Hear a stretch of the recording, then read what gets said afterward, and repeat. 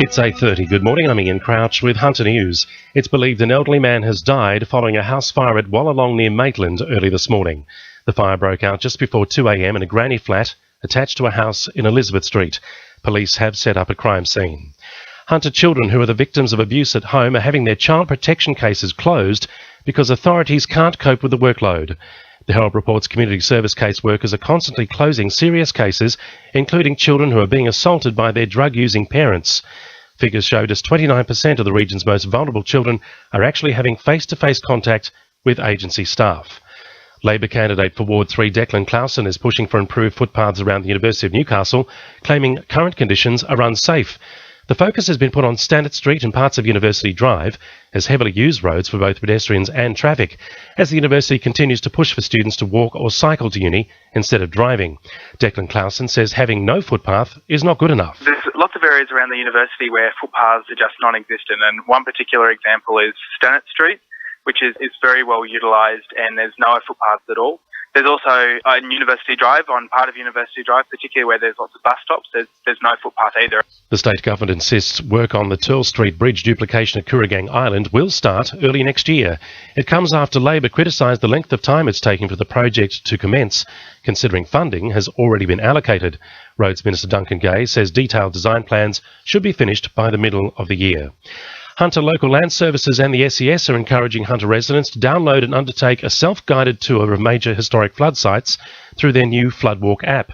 The app features historic photos and narration of the 1949 and 1955 floods and covers 15 stops on a 1.3 kilometre route and aims to make participants more flood aware and able to deal with potential flooding in the future.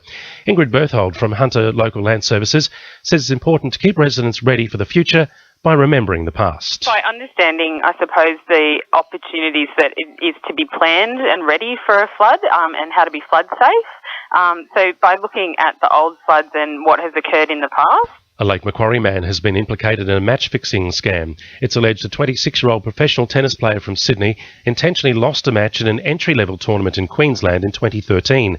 His friend, a 25-year-old from Valentine, is accused of corruptly betting on the outcome of the game. He'll face Belmont Local Court in April, charged with using corrupt contact information for betting purposes. Cessnock City Council's 2015 Community Cultural Development Grants Program is open for expressions of interest. Council's Acting General Manager Gareth Curtis says interested local arts and cultural organisations are being urged to submit applications by the 9th of March for program funding. We're looking for groups that provide cultural development, obviously, for the local community. So if there are any groups out there who feel they meet those criteria, we welcome your application, and please get in touch with us and we'll see if we can help you. Now with sport, Belinda Delaceres.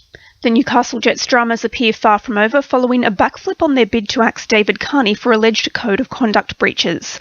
The club withdrew its claim yesterday, but it remains unclear whether the 31-year-old will even be considered for selection ahead of Sunday's battle with Wellington after a nasty falling out with coach Phil Stubbins.